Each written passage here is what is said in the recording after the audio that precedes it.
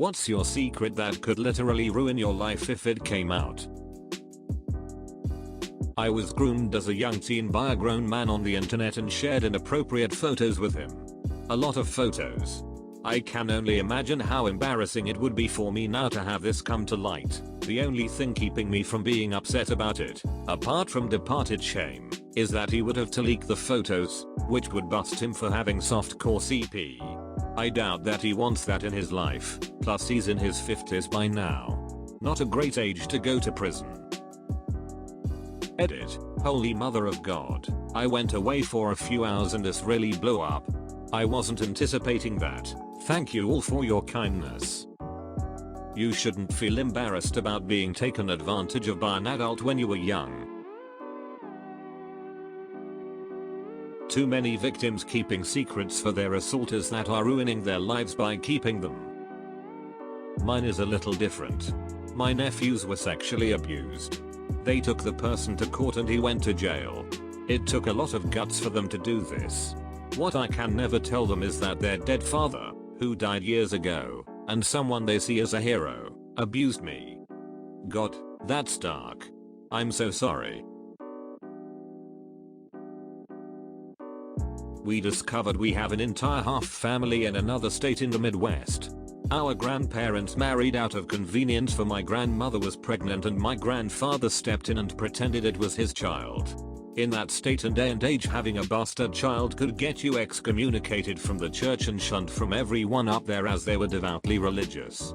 Also, my grandfather had a twin who randomly disappeared when they were 2. We think he died. But most of our large internal family does not know of our half family of my grandfather's side. That was very kind of your grandfather. Marrying your grandma and raise your parent almost makes up for killing his twin when he was 2.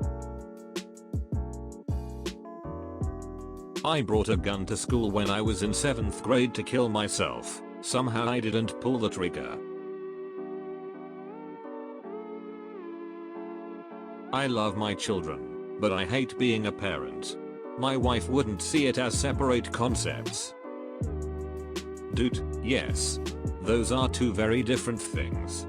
Having the capacity to love another being does not equate to enjoying being a parent. I wish you all the best.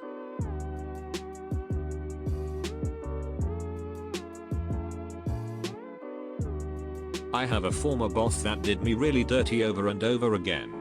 He eventually threw me under the bus for a couple of mistakes he made and I lost my job when my wife was 7 months pregnant. One day while driving to a family member's house I saw his very distinct truck parked in a driveway and realized that I discovered where he lives by accident. One weekday afternoon I walked through his yard and sprinkled about a half pound of kudzu seeds throughout, and I threw about 10 bamboo shoots under his deck. This was about 6 years ago and the kudzu is all over his yard. I drive by his house occasionally. He's had to take down a large number of very large trees that have been choked out by the vines. That alone has probably cost him several thousand of dollars. Fuck that guy. I was expecting sugar in his gas tank. This is so much better.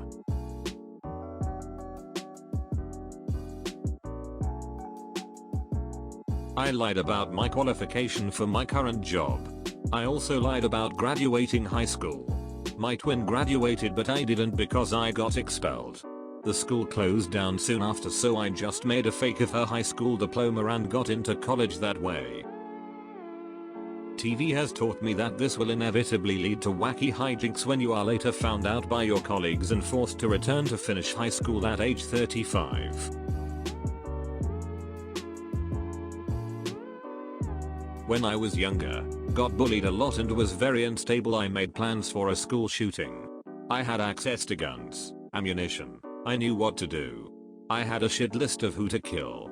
It was supposed to end in me jumping off the tallest place in school and dying. I thought I was some kind of martyr saving the students from living on this hell of an earth. I wasn't. I was miserable, suicidal and in the worst circles. I never told this to anyone except people online. I had a blog about it and people were cheering me on. I had a breakdown and was yelling about how I want to kill everyone. A girl I thought hated me and who was on my shit list calmed me down, hugged me and told me everything is going to be okay. She stopped a tragedy and she doesn't even know it. Bringing this back up feels weird. I repressed it very far back into my mind and hope I will never ever fall down that path again. It took years of therapy and self-reflection to get rid of my homicidal thoughts, but they are completely gone now. I'm actually friends with most people on my old shit list now. They are all genuinely great people and I was an idiot for not seeing that. I truly hope this never gets out. Nobody deserved to hear this and have this on their heart. My past self scares me. Reading my old diaries scares me. That wasn't me. It doesn't feel like me. I feel like I have to take every opportunity I get to do as much good as possible to make up for the person I was. If I told anybody that my dad cheats on my mom, everyone I know would rain down hell on my parents for various reasons. Edit. To clear some things up, yes, my mom does know. I feel like if the secret gets out to others, people will feel the need to blame my mom for whatever reason because my relatives and people I know are just like that. Had a friend in this situation call out his dad only to find out they had an agreement between mom and dad. Not necessarily something parents talk about with kids, but situations can be complicated. Regardless, sorry, this situation is one you have to deal with. That must be very uncomfortable to try to manage.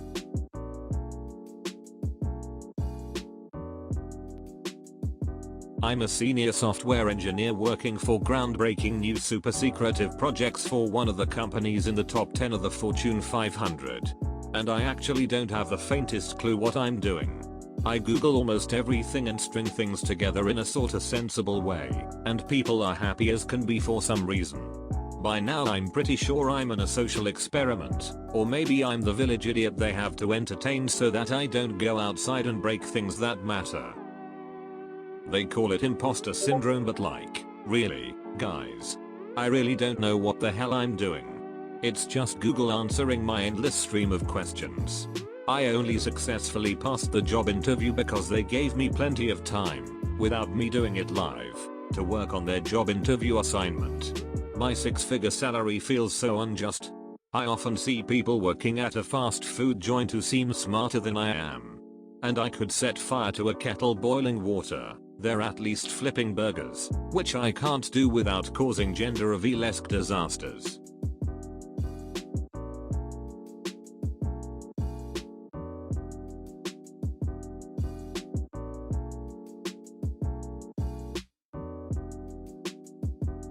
I faked suicide online. I got to be really good friends with this one girl on Discord. I helped her out a bunch on her server and it started gaining members really quickly. After 2 months, it started going downhill. She insulted me, picked on my hobbies and made fun of the games I like to play, calling me a baby and a loser. When I stood up to her, she just called it a joke. Then she started handing out staff promotions to whoever could insult me the best, and nearly everyone there turned against me. I tried to walk away from the friendship several times, but I couldn't help coming back. She turned into a part of my life in such a short time, and without her I felt empty. Then at the 3-month mark, she went overboard and told me to die, saying that nobody would care and they'd all be happy without me. I never ever talked back to her or insulted her back for fear of adding fuel to the flames, but this was too much. So, I thought, why not just fake dying? This was obviously stupid, but I was really far gone at this point from bottling up all my anger. I typed up a suicide note telling her it was her fault I died and had a trusted acquaintance in the service send it to her. I don't know what happened next. I wish I could say with confidence she regretted bullying me, but the 3 months I spent with her told me she was a psychopath. I still regret doing what I did. I couldn't reach out to a therapist because my parents would have never agreed to it.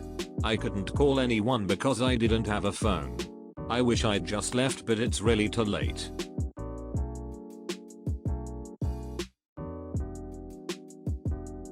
I know why my grandmother died. We found her in her bathroom after a few days, dead. Had an autopsy report because it looked sus according to the police. They came back inconclusive. Found lots of diazepam in her system because she always claimed to have anxiety, but she always put on such a show when she was out she was on some crazy dose. To cut a long story short, she's dead because I told her to do it. She sexually abused me when I was between 4 and 10 years old. Around the time she died, I was in a good job and a good relationship, and her grip on me had been waning significantly since we moved a bit further away. She called less and less, always guilting me whenever she called. In the end, she talked about how close we used to be and I snapped. I have no remorse for this. Justice has been done. Coroner's report was inconclusive between accidental death and suicide. But I know. I won. Edit. Thank you to everyone for your kind words. I'm also medicated to fuck myself now and's getting there slowly. As far as it being murder or anything, coroner's report was inconclusive. Most of my family believe she just slipped and fell in the bath because she was high on benzos, as do the police. To clarify, I solely believe I am the reason she tanked them to begin with.